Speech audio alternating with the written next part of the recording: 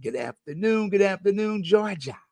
Afternoon. What a fantastic day. How are you doing today? I'm doing great. I'm doing great. Uh, Awesome. Awesome. Yes, it is 12 o'clock Thursday, and I'm so excited. This is GA for Justice. We come to you every single week, rain or shine, to drop some nuggets on you. Oh yeah. And I'm so excited. Again, I bring you greetings. This is Georgia F. Allen, your noonday host of GA for Justice. And as always, we want to thank our wonderful, wonderful host, Mr. Henderson Vaughn, aka Captain 85, aka the Dream Maker. And he is so kind to open up the airwaves so that we have an opportunity to bring our listening audience a conversation, a simple conversation for information, a conversation for correction, as well as a conversation for transformation. And today's topic is fight. So, why did you choose that topic? Because if you're living in America, you are always in one fight or another. Mm. But before we get started, it is February, and February is Black History, Black Heritage Month, and I always say it's the beginning of our heritage that we celebrate all year long. So we start out in February, we go through the end of the year, and at the end of the year, we're looking at our Kwanzaa principles. So we're celebrating our heritage at that time. We come into January and we then celebrate and commemorate Dr. King. And so we're just celebrating from February the 1st through January the 31st. And we just do a 12-month cycle of nothing but celebrations and commemorations of our people and all the great things that they have done to enhance this community, the things that they have done to make this community better, the things that they have done to ensure that we have many of the inventions that would probably have taken another 200 or 300 years to even come into play had it not been for the knowledge of Black people in these United States of America. Mhm. I try to do Kwanzaa once a month. Starting in January, we focus on unity. And so all month long, we're going to focus on the second principle of Kwanzaa, which is Kuji Chagalia. Mm. Kuji Chagalia. And that stands for self determination. And if ever, ever Black people need to have some self determination, if ever, that they need to stand up, fight back, and have some backbone, now is that time. And you say, well, what does self determination means? It means to define ourselves, to name ourselves, to create for ourselves, and to speak for ourselves. And do not allow others to define us, to speak for us, or to um, try to create for us something that is not truly who we are. And so I want to push out to the listening audience today is define yourself. Who are you? What do you stand for? Are you loyal to your cause, or are you wishy-washy? Because part of the problem that has been taking place and part of the reason why so many people have so much trouble fighting for anything is because they don't stand for anything. So Mhm. we need you to be able to fight because we need you to have the backbone to stand for something. Because if you can't stand for anything, you will fall. If you can't stand for something, you will fall for anything. And we see it over and over again in our young people, in our parents, in our older people, that someone tells you something and you're just going along for the ride, Mhm. going along for the ride. And then you have nothing to show for the ride. You're homeless half the time, you're hungry half of the time. You got all this stuff going on because you won't stand for anything. So today, I'm going to talk to you about being in a fight. And again, It is the beginning of Black Heritage, Black History Month. And I'm going to focus a little bit on this lady called Mary Church Terrell. And you may have heard me talk about her because she's one of my favorite people in history. She was born all the way back in the year of the signing of the Emancipation Proclamation in 1863. And this young lady, she lived until 1954, which is the year that the schools, the Supreme Court desegregated, declared that segregated schools were unconstitutional. So she lived until she was 90 or almost 90 years old. And during these 9 decades, she exemplified the African American leaders whom W.E.B. Du Bois would call the talented 10th. And we've talked about the talented 10th before. This young lady was daughter of slaves. She acquired a superb education, became prominent in Washington society, the Black elite.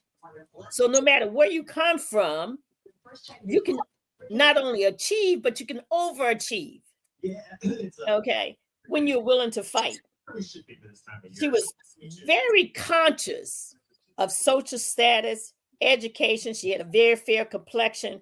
But the thing that she understood is that she was absolutely unwavering, dedicated to the elimination of Jim Crow and the cause of African American women. So this lady, she understood that she needed to stand for something. Mary Church Terrell. And so that's what I loved about her, because she was fortunate enough to live a life of elitism, but she never allowed that to make her forget who she was and what she stood for. So she stood for principles. She was strong. She was born in Civil War Memphis. She was raised during Reconstruction. While she led a sheltered life and was able to go to Oberlin College, where she studied the classics, she became proficient in languages. She ultimately earned an MA degree, and then she got married in 1891 to Mr. Robert H. Terrell. She was born Mary Church. And she went on, her husband was a Harvard graduate, but he earned his law degree at Howard. And he ultimately went on to be an auditor at the U.S. Treasury Department, and then became a District of Columbia municipal judge. But what she did is she immersed herself in social and political issues, and ultimately she spearheaded the creation of the Colored Women's League and became the first president of the NACW, the National Association of Colored Women, back in 1896. She also believed that well-to-do Black women had a responsibility to assist struggling and poor women of color. Now, I want you to think about this for a minute, to my listening audience, because we run into people all the time. I work in the area of civil rights. We're constantly running into people who kind of feel like they're elite or they've made it. And so you see them walking around in their fancy clothes, they're at the social events, and they talk about who they know. Well, I know this person or that person, because they think it gives them status. Whereas Mary Church Terrell, she understood the value of having status and leveraging that status for the good of the many and the good of the masses. And so that's why I wanted to talk to you a little bit about her. And I want to encourage my listening audience today to read up on Mary Church Terrell. Again, self-determination. She wasn't a quitter. Hello, Michelle. Thank you for listening today. She wasn't a quitter. Lorraine, thank you so much. She was a person who loved her community, who was willing to fight for her community. And we've gotten to a place where we feel like we don't need to fight anymore. And I want to encourage those of you who are listening to the show today, stop being so lazy. It's a loser. That's probably why both of them are spelled with the letter L. Laser and loser. Don't be lazy and don't be a loser. Get up. If there's something that you can do every single day, you should be picking up a book or gathering information to make yourself a little more knowledgeable than you were the day before. Every single day. This Mrs. Church Terrell, she did numerous speaking engagements, and she could stand there and speak in German, French, and English. We got young people, they don't even want to load their own language. They don't even want to talk with good English. They don't even want to read a book. Okay. But this lady, she could speak fluently in German, in French, and in English.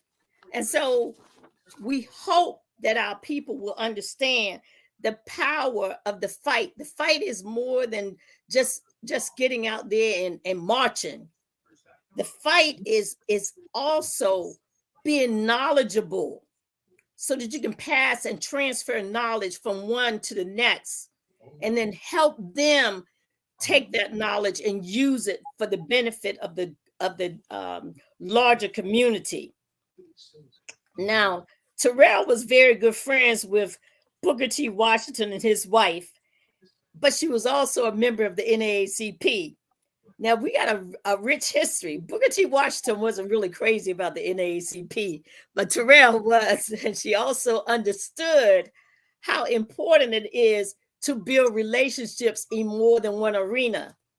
So to those of you who are listening, I would say to you, she understood that you don't put all your eggs in one basket, but she also understood loyalty and how important it is. If there's something that you're passionate about, you don't allow someone else to determine how you're going to stand or where you will stand and who you will stand with.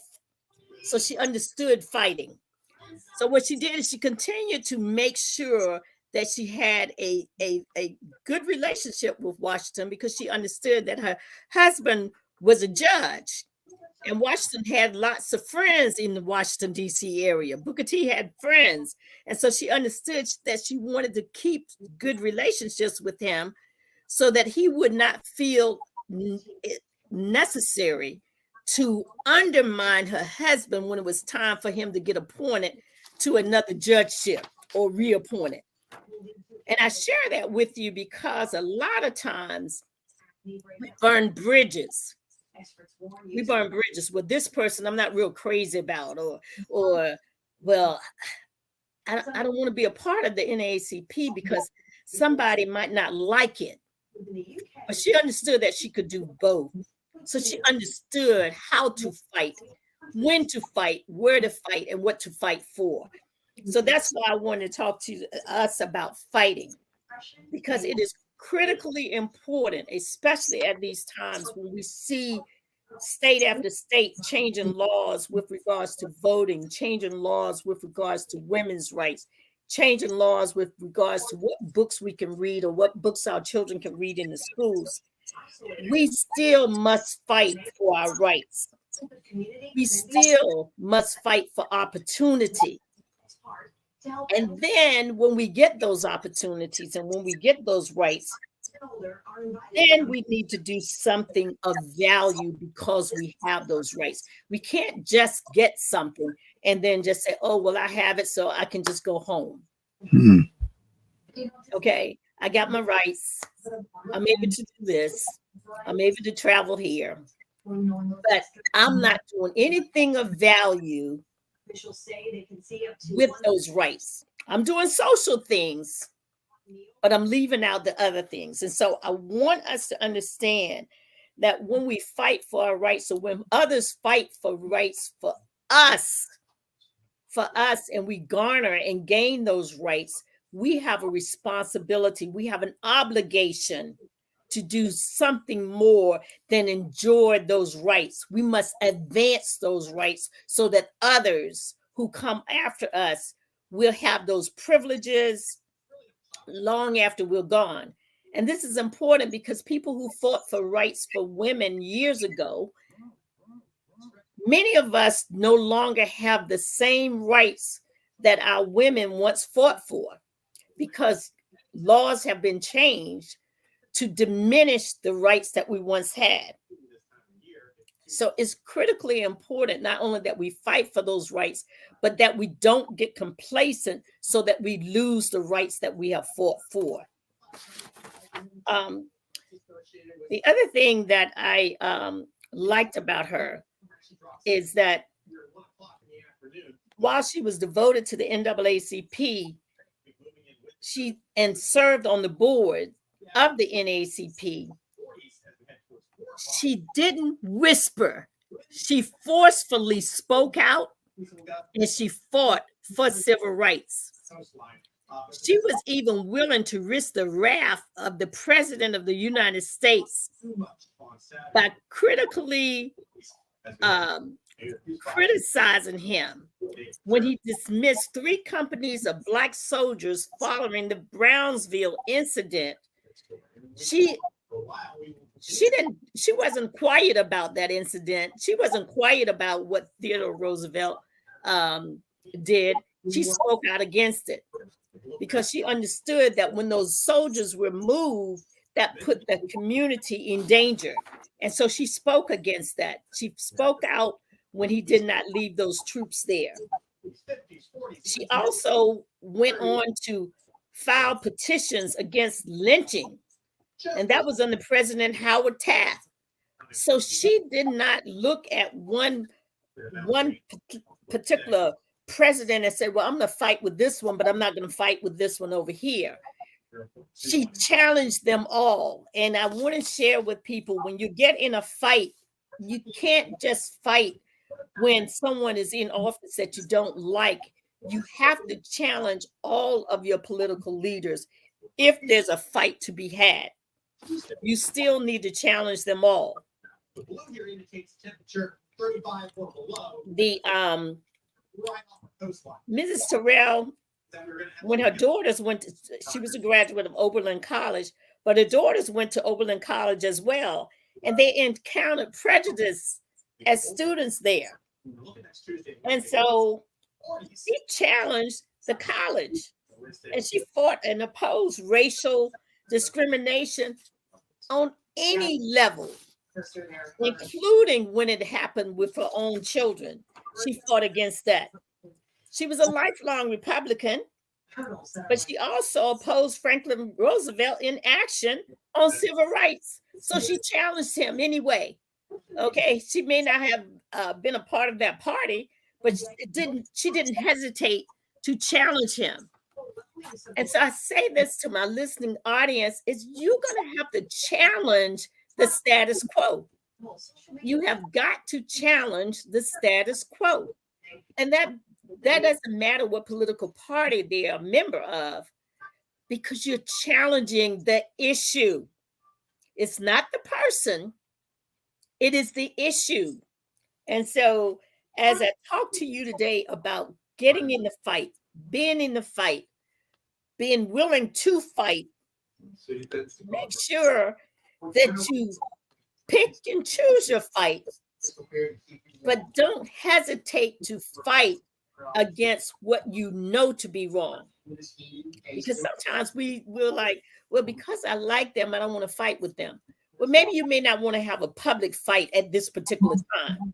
So you might need to make a phone call and have a meeting and be very clear. Years ago, when I first became president of the Virginia Beach NAACP, and right now I'm no longer the president. I'm a former president of the NAACP. But years ago, when I became president of the NAACP, I saw some things in my city that weren't right.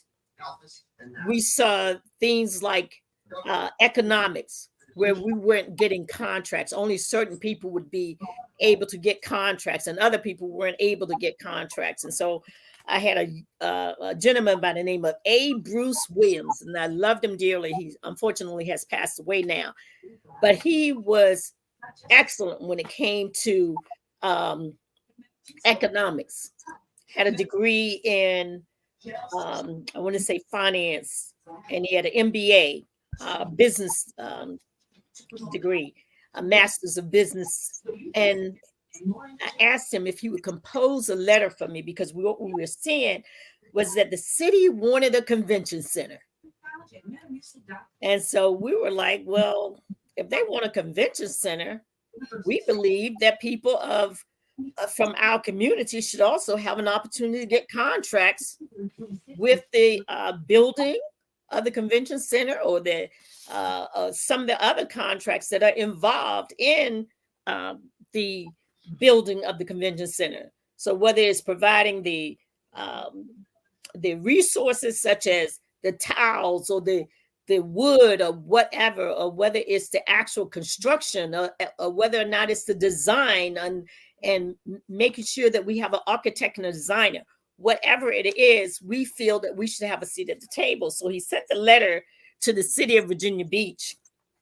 And it was very interesting, because after the letter went down to the city, they were taking the letter to everybody. Who is this new president of Virginia Beach NAACP to send us a letter like this? Because it was very, very strong. It was very well written and all. And so I get a call from Mr. Daniel Stone, and he also has passed away. And at the time, he was running Department of Health and Human Services. It wasn't called that then. It was called Department of Social Services back in those days. And he says, Georgia, he says, I don't know who wrote that letter, but boy, you got that city. They are just really trembling from that letter that was sent to them. And he said, they asked me, do you know Georgia Allen? He says, yes, I know Georgia Allen. She, my daughter was in her youth council, and she was very good to the young people and all. He said, well, what do you know about her? He says, I know this. She's tough, but she's fair. And that's how he described me. He said, look, he said, she is going to be fair, but she expects you to do what is right, to do what is just. And so we ended up meeting with the city of Virginia Beach. We ended up meeting with the head of the convention center, the Visitors Bureau and Convention Center. And we sat down with them. We talked with them about how they could bring someone in. They ultimately brought in a gentleman, a Black gentleman who owned his own construction firm, who was the person who ultimately began to bring it together by overseeing the project. Good morning, Mr. Moffett. Good morning, Mr. Moffett. Thank you for calling in and listening. And so sometimes you have to send them a letter. You got to put it in writing when you're having a fight with leaders of your city, your community. You have to put it in writing. Because we have a tendency, a lot of times, we have a quick conversation with them at a social event. And we assume that they're going to be fair, and that they're actually listening. But a lot of times they have the pretense of listening, but when they walk away, they're very dismissive. But if you have it in writing, you can come back and you can follow up and say, okay, when we sent you this letter, we were concerned about this. And we're not able to check that box yet because this has not been done. And so I say that to my community today. It is critically important that you do fight, but it's also critically important that you follow up. It's critically important that you put it in writing, that you give them specifically what it is that you want to change, what it is that you want them to address, what it is that you want them to make sure that things are not continuing on the same path, that things are improving. And so the other thing that we must fight for is we must fight for our young people. And sometimes we have to be tough on our young people, because if we don't challenge them, if we don't push them, then they won't push themselves sometimes. They will just mosey along. You're not going to win in a system that was not designed for you to win. It is designed many times for you to lose. You will not win in that system if you don't increase your personal expectation, or if others don't have expectations for you. So we need you as young people, when we're fighting for you, is we need you to push yourself. You can't play all day, every single day, and expect to ever win. Because life is not a game. It is serious business. Doesn't mean you can't play some games, because you can. But life in and of itself is not a game. It is serious business, and it is work. And so I think we're coming up on time for announcements. I want to take a few moments to just shout out the event that we had on Sunday. It was called Emancipation Proclamation Jubilee Commemoration Day. And I will tell you, it was a phenomenal event. We had a phenomenal turnout. We had the mayor and 5 members of city council that participated. We had one person from the school board who was there. I shouldn't say participated, but who was in attendance. We expected to have a total of 3, but one person, she's got 2 family members that are sick with cancer, unfortunately. And so she was not able to attend. And then we had another school board member who had intended to be there, but had been in the presence of someone who had COVID. So I told her, no problem, you can stay at home. We did not want a church full of persons with COVID. So sometimes it's okay to miss an event. And so they were fortunately not able to attend, but we also had the sheriff who was present there. But our 2 people who gave a message, and my clarion call to my 2 speakers were to focus on our young people. The theme was keep your eyes on the prize, and the prize, I told them, were our young people, and that we wanted to make sure that they knew and understood how important and how significant they are.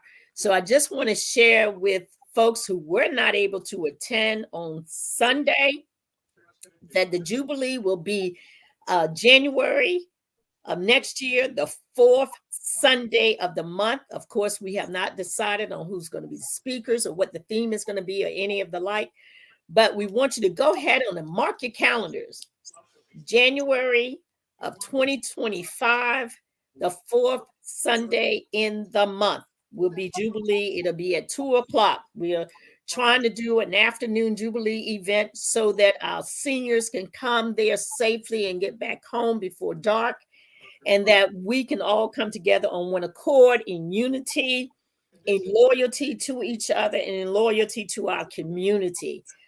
Again, those of you who were not able to make it, we had Dr. Veronica Coleman and Reverend Dr. Veronica Coleman and Reverend Vanessa Copeland.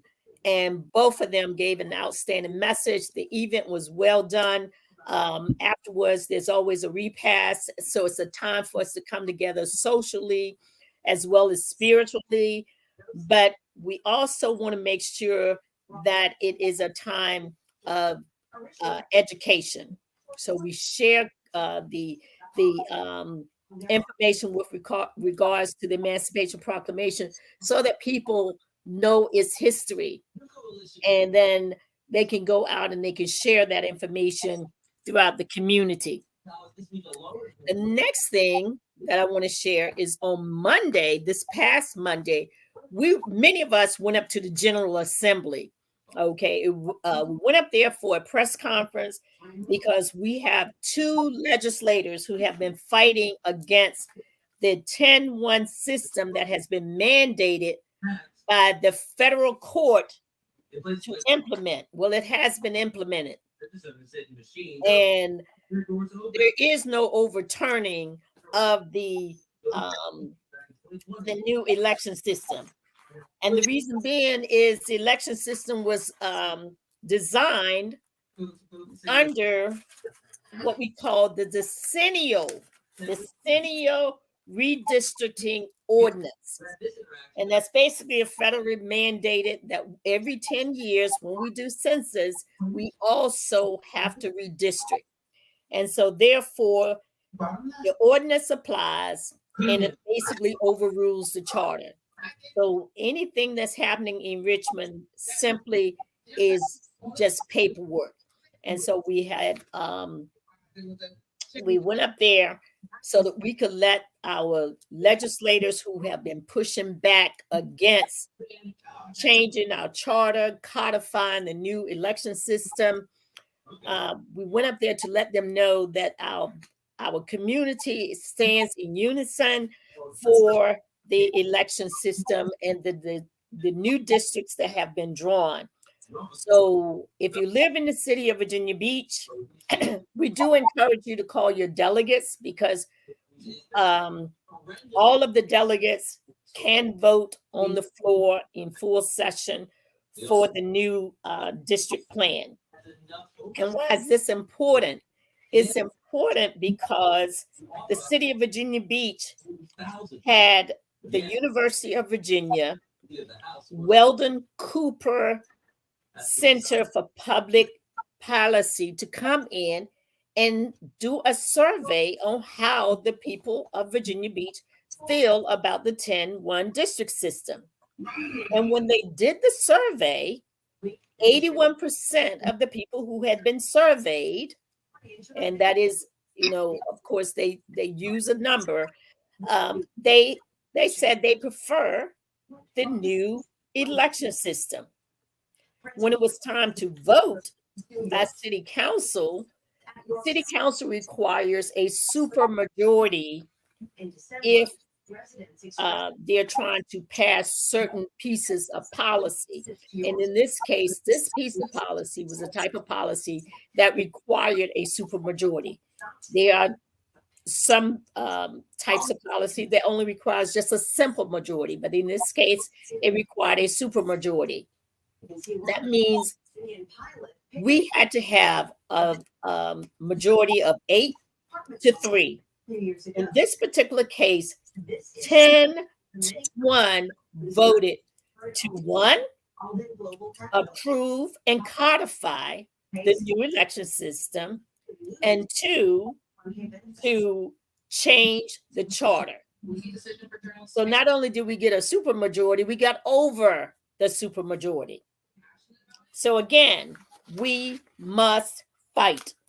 So I want to encourage all of you in Virginia Beach, and if you're listening and you're outside of Virginia Beach, you have delegates too. And they may be of a different political party than what you are, but we need all of our delegates, or at least 2/3 of them, to 1, vote to codify the 10-1 district system in the city of Virginia Beach, and 2, to change the Virginia Beach charter. So that is the next fight. And then the next item is this NAACP Virginia Beach will hold its first Fridays at Black Eyed Pea on Friday night, which is tomorrow, the 2nd, and it starts at 5 o'clock. And we started at 5 o'clock. So there's almost like an after work gathering where people get to meet new people, build relationships with others, meet business owners, meet people in public service. And this is an excellent opportunity for you to, 1, meet new people, 2, join the NAACP if that's your desire to do so. And the other thing is, if you're a business owner, an opportunity for you to share with people what it is that you do and how valuable it can be to people in our own community. And then that will allow us to begin to build better relationships. Because one of the things that we have found as integration took place, we weren't socializing as much with one another. And so we didn't necessarily know who were the Black doctors in our local area, or who were the Black dentists, or who owned a small business that we could patronize. And we're hoping that this will allow us an opportunity to begin to build relationships throughout the community. And why is that important? Some of you may have heard that Walgreens and other drugstores are closing down around the country. Well, in cases like that, these were large big box companies who came into the area, many times predominantly Black areas, where we already had our own pharmacists and we already had our own drugstores. But when a Walgreens or Rite Aid or CVS or something like that comes into our community, that puts our small business in a situation where they lower, the big box lower their prices and make these small businesses non-competitive. And so now that they've basically forced all of our businesses to close down, now they're packing up and moving out, which will leave us a desert of, like we're deserts without grocery stores. Now we'll be a desert without a drugstore that we can go to in emergencies to pick up our medicines for our diabetes or whatever that we have. So one of the things that we want to look at as a community, and here again, it's a fight. We want to look at, if they're closing the drugstore, can we come together as a community and get that building where they once were in and reopen a drugstore for ourselves? But don't just expect the pharmaceutical person to open it. Open it up as a community. Let it be a self-contained, self-sustaining business that we all work together and become owners of the business itself. So therefore, we have a vested interest. So as we're looking at our fights for the future, let's look at our fights as a collective and not as an individual. Hello, Huds. Thank you for calling in and listening this morning. But yes, everywhere that they're looking to shut down in our communities, let's look at how we can come together and finance those places and open them back up. But we own it as a cooperative. We own it as a collective. We own it as a unit.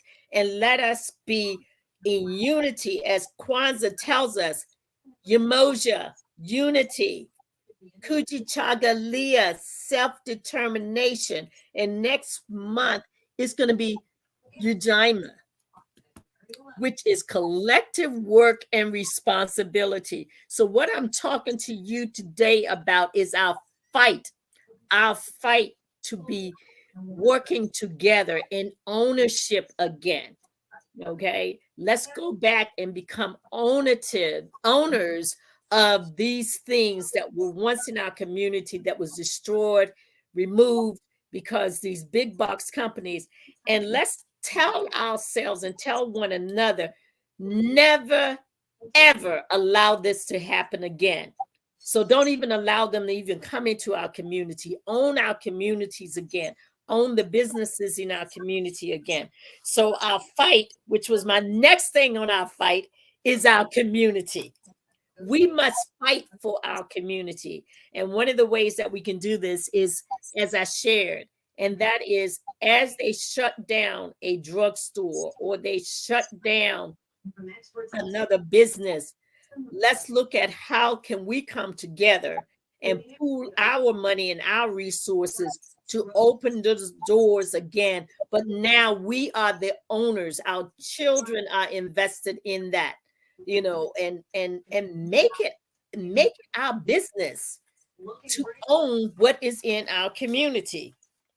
So we want to make sure that when we're fighting, we are fighting for the right things. We are fighting for our rights to vote, but also our rights to make sure that our polling places are close enough to where we live that is convenient for us to get there.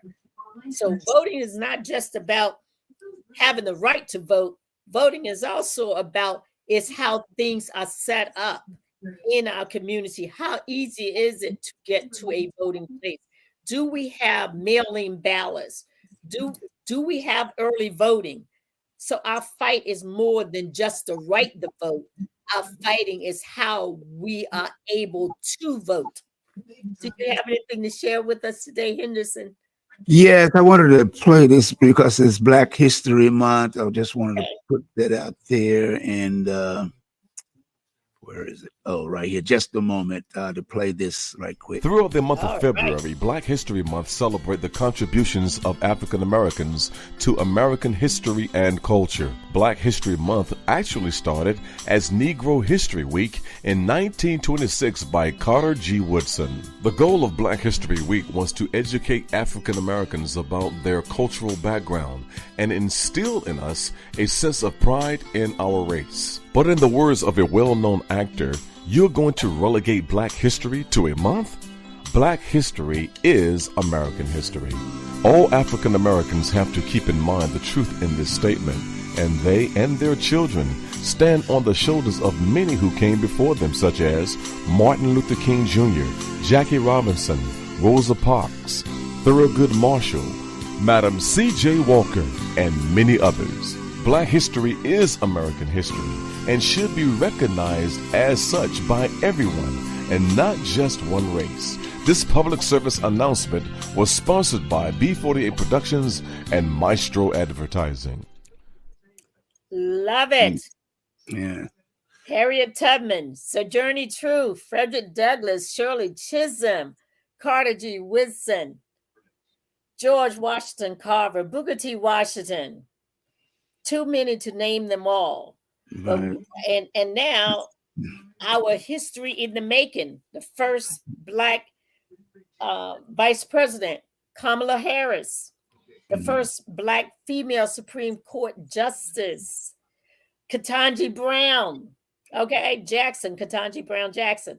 So we have history being made every single day. And we should be very proud of our history. Again, when you have the opportunity to stand up and fight for justice, whether it's fighting for your rights, fighting for young people, fighting, like I said, for our community, but also fighting for the issues that matter to us. Fighting for the issues that matter to us, because every day there is a fight.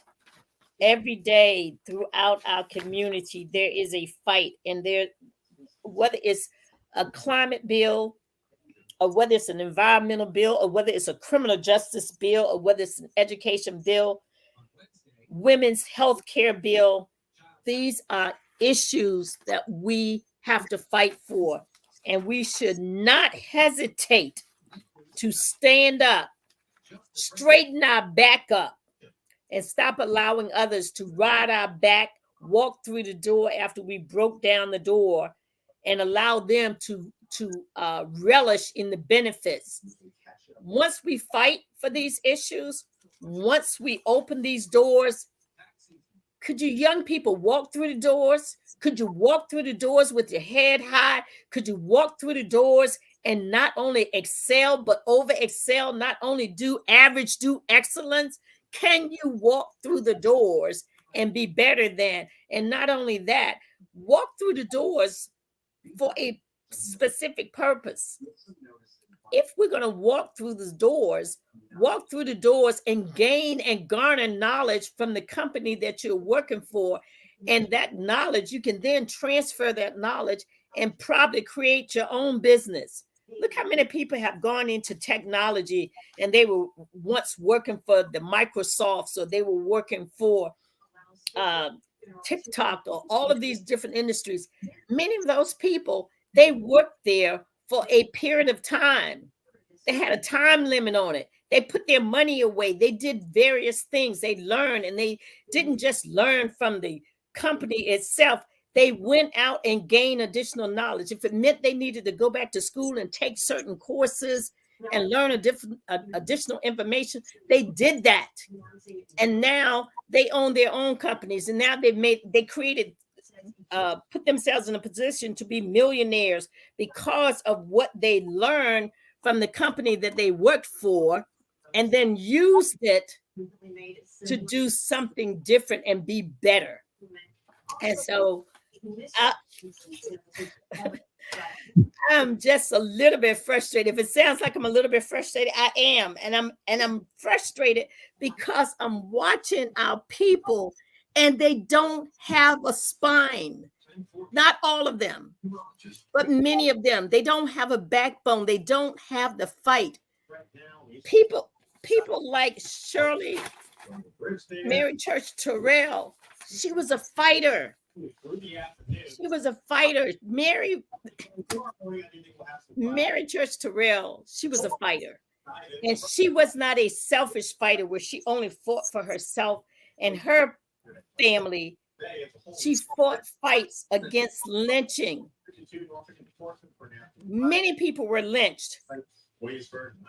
Those may not have been her family members or her sisters or brothers or her cousins or uncles or aunts or whatever, but she had the wherewithal to fight for others so that she could change outcomes.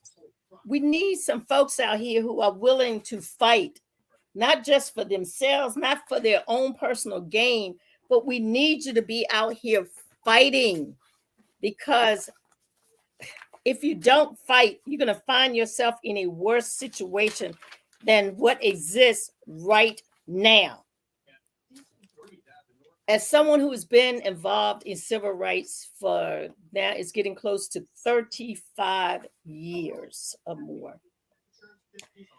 And I'm one of these people, as I'm moving around and being in these different spaces and talking with different people and pushing back against things. For me, a lot of it has to do with morally unethical. When people sit there and they do things like, okay, I'm fighting against CRT in the school systems. To me, that whole statement is morally unethical, because one, there is no CRT in our local school systems. So the moment you even bring something like that out of your mouth shows me that you like integrity. Okay. So as I'm out and about, I'm always watching and seeing what's going on. And I have a tendency, I probably have more quotes written down on pages that I wrote myself than I can ever put together. I probably should write a book and just start going through all these different books that I have. I'll show you one book that I have right now. This one. Okay. This one, I'm constantly putting notes in here. And one of the quotes that I wrote myself is, we do the necessary when necessary. Fighting for justice is always necessary. So we need to do the necessary when it is necessary. And let me tell you, it is necessary right now. Another quote that I wrote, and both of these I wrote on yesterday, as a matter of fact. We fight for the underdog and we win with the masses. We fight for the underdog, but we win with the masses. And if you think for 1 minute that you're going to win because you only play in certain playgrounds with certain elitist people, you're not going to win, because you need enough votes in the masses is what's going to bring the votes across the finish line. So I suggest that if you're going to fight for the underdog, because there's a whole lot more of the underdogs than there are those up here. Okay. So if you're going to fight for the underdog and then win with the masses, because the masses many times are those who are on the edges, those who are the ones who have been left out, who have been let down. And so what we want to do as we're moving forward in 2024 is we want to make sure that we are fighting for the right people, and we're fighting for the right issues, and we're working to bring about a difference. This is no joke, folks. This is real. This is real. All of this stuff that's happening right now, all the people who are willing to fight back against what they know to be just, they got plenty of time on their hands to fight back, just to keep things in chaos, just to keep distractions going, just to try to divide, just to try to separate. And you're going to have to be smarter than that. You're going to have to recognize who these people are, and you're going to have to be willing to kind of come in and lock arms and fight for, again, the underdog. You got to be willing to fight for the underdog, but know that you're going to win with the masses. You can't win with a small crop of people who are, if you got 50 millionaires in your city, yeah, they got plenty of money that they can throw into races. But 50 millionaires is still 50 votes. That's all it is. Okay? If you got 500 millionaires in your town and they got money that they can throw around, 500 millionaires is still only 500 votes. So the masses are those who may not be a millionaire. The masses are those who are registered to vote. The masses are those who you can convince that by voting, there is value in their vote. And there are people who are willing to work for you, fight for you, and do whatever they can to make your situation better. So again, we do the necessary when necessary, and it is always necessary to do what is necessary on behalf of our community. My other quote, we fight for the underdog and we win with the masses. It's always the right time to fight for the underdog. It's always the right time to fight for those who are left out, left behind, let down. It's always right. So today, my message to all of you who are listening is fight. Fight. Fight. Because we're not going to win if we're not willing to fight. We are not going to win if we're not willing to show up. We're not going to win if we're not willing to pick up the phone and call our people who are elected to office. We are not going to win sitting down and doing absolutely nothing. We're not going to win that way. We win by getting into the fight. And no, it's not easy. If anybody can tell you, I can tell you, it is not easy. I can let you know, no, it's not easy. It's not even easy trying to help your own people sometimes. They give you more trouble than the other folks give you. They give you more trouble than the other folks give you. You try to help your people and you're sitting there, you're out here, you're on the battlefield, you all armored up. You got your breastplate on, you got your sword, you got your shield, you got it all. And you're out here and you go out to battle and you go before city council and you're telling them that what is taking place in the city with regards to their hiring practices is wrong. And you let them know that. And then along comes someone says, oh my gosh, I don't think you should fight for that. And they look just like you. And they know that this stuff is not right. But they'll come up there after you've spoken and after you've fought for the people of your community, and they say, oh no, I don't think they should do that. I don't think they should fight for us. Well, not that way. Let's not do that. Let's not call for people to resign from their positions. Yeah, maybe they didn't do what we as a community felt needed to be done, but please don't ask them to resign, because I like them and they're nice to me. I went and had tea with them. Hey, I know that too. Having tea with somebody does not help your children get a decent education. Having tea with somebody does not mean that when you go into a company that you're going to be treated fairly and honestly and with integrity. Having tea with somebody does not mean that even though you have a college degree and this guy over here barely has a high school education, that your salary is not going to be higher, but it's going to be less than the dude that has a high school education and you went out and got your college degree. Okay. But they served you tea.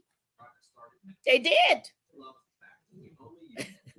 So with that being said, we are coming up to the end of the show today. And again, the show today topic was fight.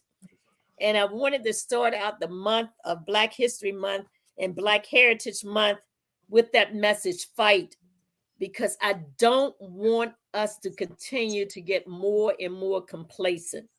If you're available this weekend, please go out and join us. Please come out and join us tomorrow night at Black IP at Lynn Haven in Virginia Beach.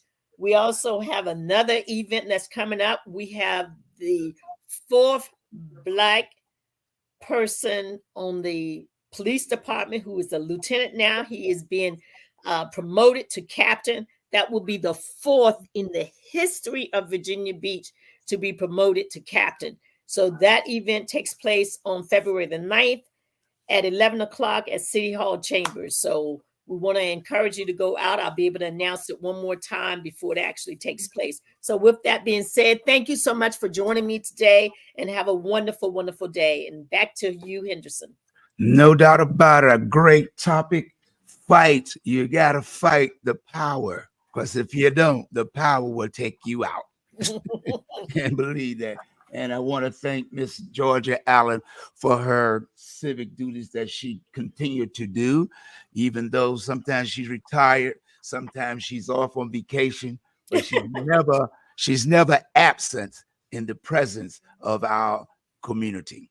And want to, compliment you on taking this opportunity to host this show on WVDM.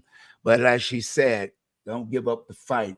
And don't forget to share this with other people on your social platform and let people know that it's about the future generation. Once again, on behalf of Georgia Allen, the community activist, and GA for Justice, thank you for watching and thank you for sharing. Until next time, my friend.